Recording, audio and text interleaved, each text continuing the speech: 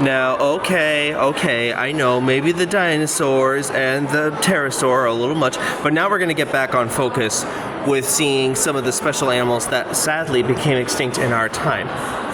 Meet the passenger pigeon. Now, let me tell you the story of how it goes. For starters, picture yourself back in the early days of European exploration of the continent of North America.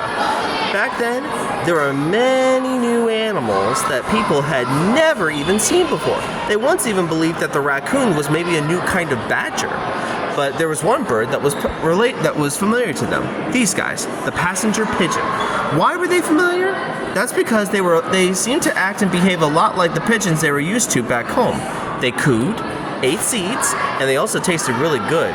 So back then, they put them immediately on the menu. Now I know, yuck, that's disgusting. But hey, back then this was kill or survive or die. But thankfully, it was not bite by birdie just yet. Here's what happened. So this bird species was thought to be the most numerous type anywhere on the North American continent. This was thought to be the one species that was more populous than all the other game birds combined.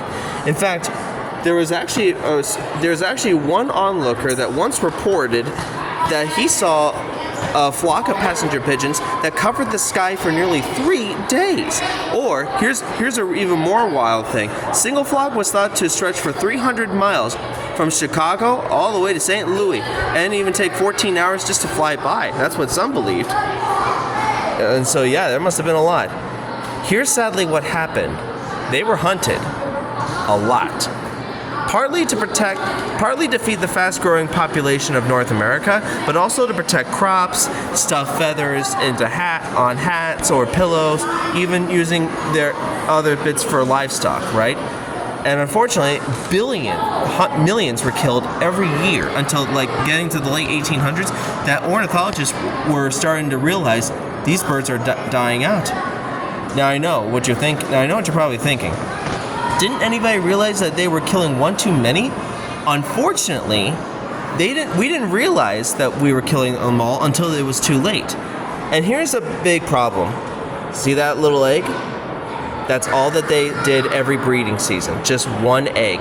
Passenger pigeons were very, very slow breeders, unlike other birds today. These guys, unfortunately, just could not keep up with the hunt.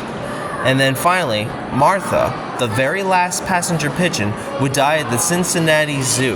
And with her death, unfortunately, the bird faded from reality into history. It is a really sad story, but unfortunately, this is something that we need to learn of our past so that we can make better conservation strides for the future.